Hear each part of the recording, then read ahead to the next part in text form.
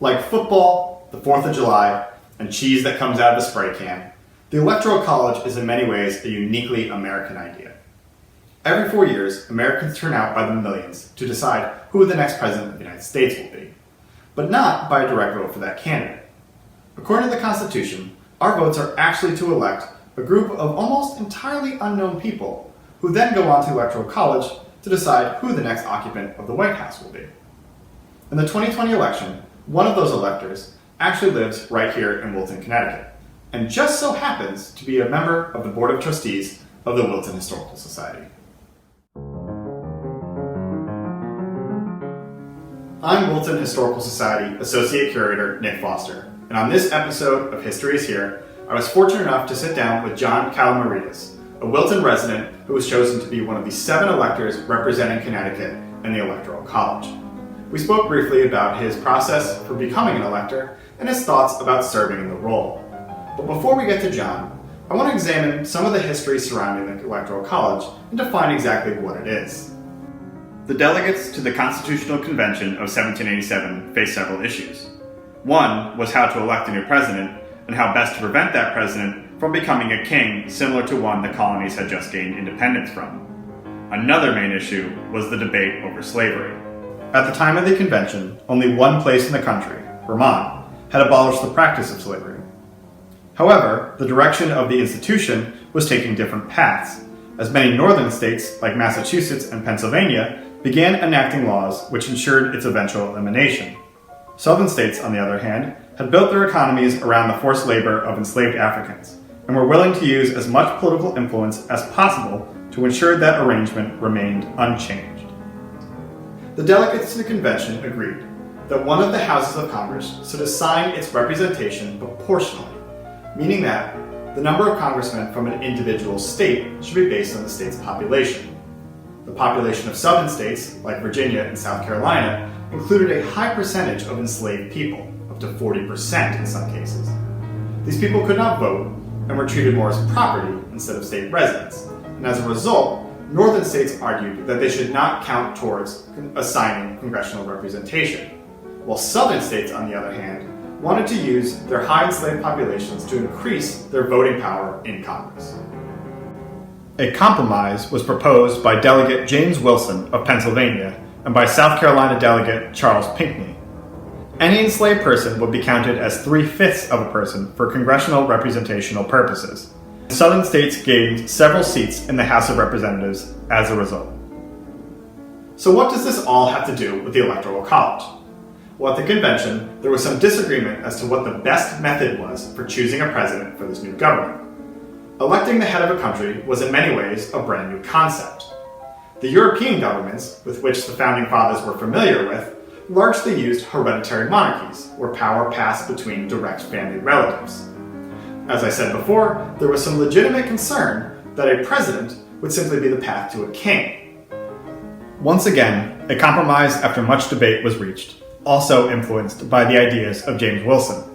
It was decided that the president would be chosen by a group of electors independent from Congress. Article 2, Section 1, Clause 3 of the Constitution lays out how these electors would be chosen. Each state shall appoint, in such manner as the legislature thereof may direct, a number of electors, equal to the whole number of senators and representatives to which the state may be entitled in the Congress, but no senator or representative or person holding an office of trust or profit under the United States shall be appointed an elector. Why would the convention delegates even bother to choose electors when they could just enact a straight popular vote? Well, according to James Madison, part of the reason was slavery.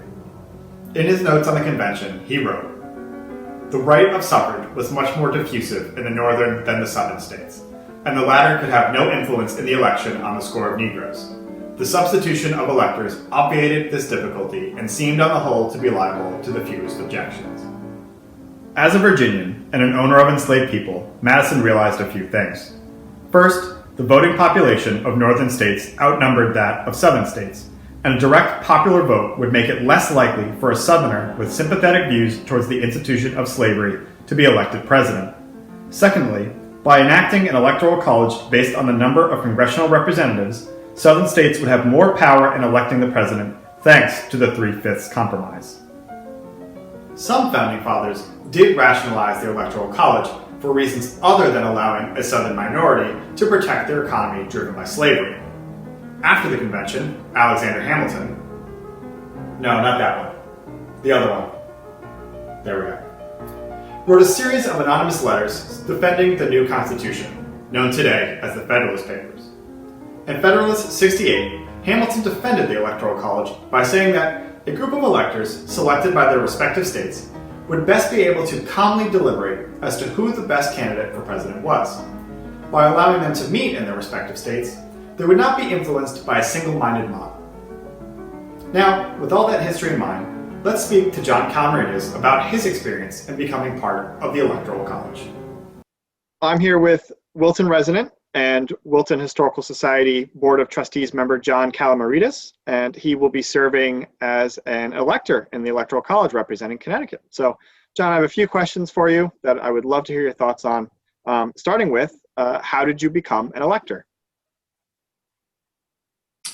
Well, let me tell you the process. I know every 4 years, the Democratic Party and the Republican Party elect electors and to serve if their presidential and vice presidential candidate win. And it's a winner-take-all election. So this year, with the Democrats winning, all 7 electors and are Democrats.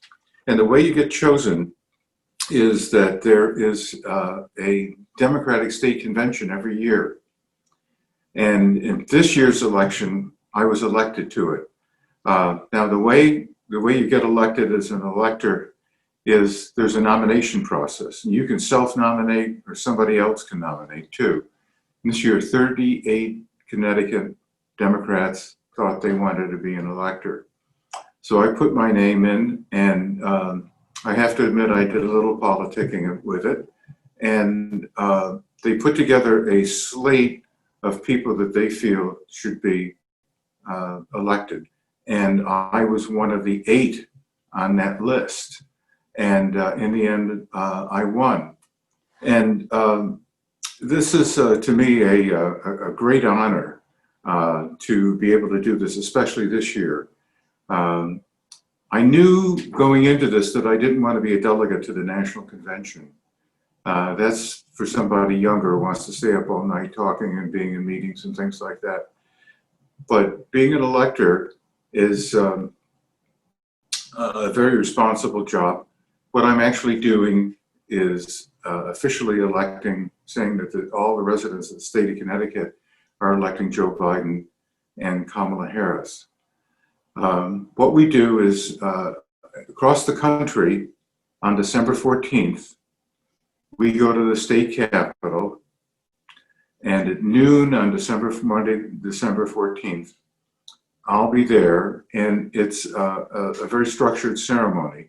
The 7 of us who represent the 5 congressional districts and the 2 senators will all be seated in the Connecticut Senate chamber. And we have to sign the document that we certify this. It's not really certifying, but we're, as electors, saying that this is the way that Connecticut's going this year. And we have to sign 6 documents. Now, one of those documents is put into a special box that's made from the original Charter Oak in Connecticut. And the chairman of this committee puts that in there. And the group of electors elects a chair. My friends say, be sure to speak up and say you want to be chair. I think I'd rather not this year. I think this is the year of the woman. I'd much rather have one of the women electors be the chair. It makes much more sense.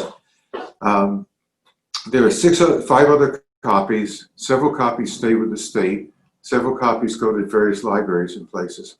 And this is then transported to the U.S. government, and it's opened in the joint session of the legislature on January 20th. So my name will be on that. And I am very much looking forward to this. I've had lots of people say, "Can I come and visit?" It's going to be a little different this year.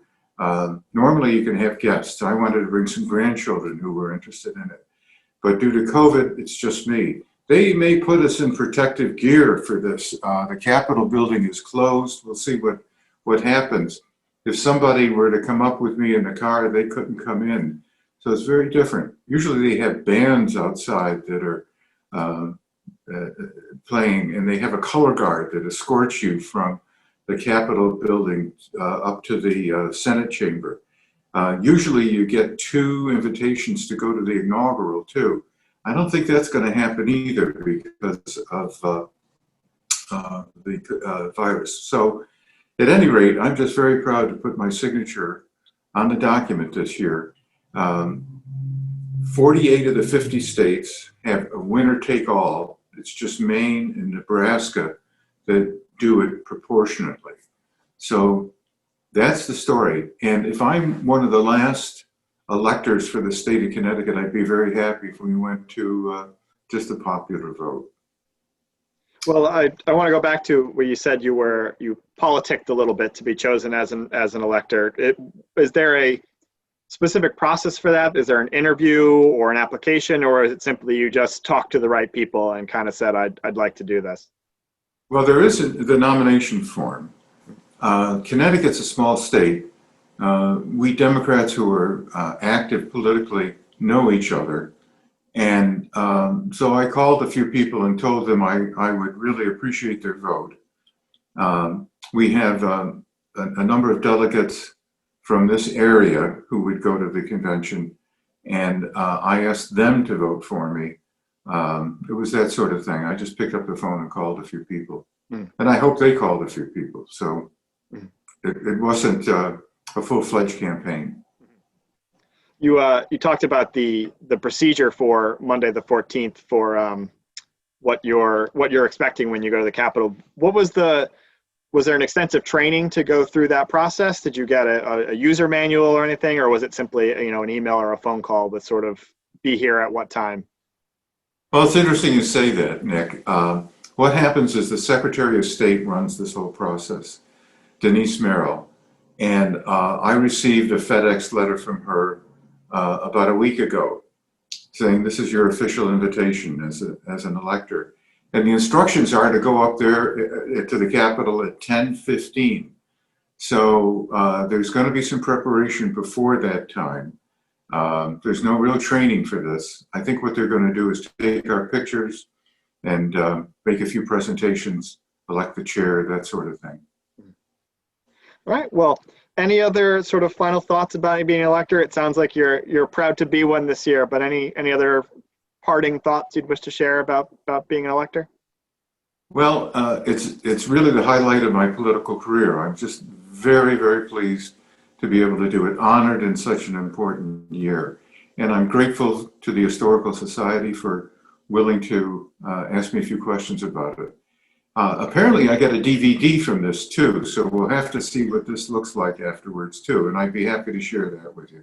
That'd be great. Well, John, thank you so much for sitting down with me today. And it's been a pleasure speaking to you, and best of luck with your the voting process on Monday. Thank you very much, Nick, and the best to you too, and best of holidays. In the years following the ratification of the Constitution, both Hamilton and Madison expressed second thoughts about the Electoral College after watching the nation become dominated by 2 major political parties.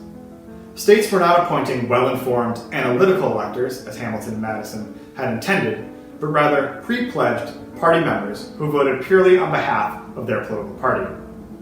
In 1802, Hamilton began writing an amendment to the Constitution that would have reformed the process, but was killed in a duel with Aaron Burr before he could enact it.